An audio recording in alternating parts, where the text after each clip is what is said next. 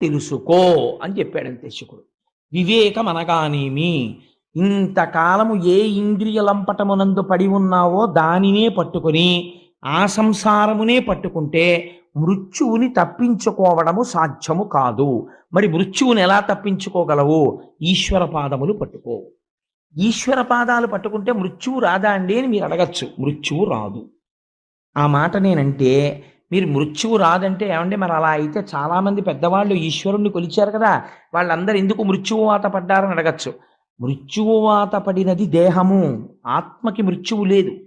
ఆత్మకి మృత్యువు లేదని ఆత్మగా నిలబడిపోయిన వాడు మృత్యువుని పొందట్లేదు, మోక్షాన్ని పొందుతున్నాడు. దేహము తాననుకున్నవాడు మృత్యువుని పొందుతున్నాడు. కాబట్టి ఇప్పుడు దేహము తాను కానన్న జ్ఞానము కలగాలి. దేహము తాను కానన్న జ్ఞానము దేని వలన వస్తుంది? గురువు యొక్క అనుగ్రహము చేత, గురువు యొక్క భాషణము చేత వస్తుంది.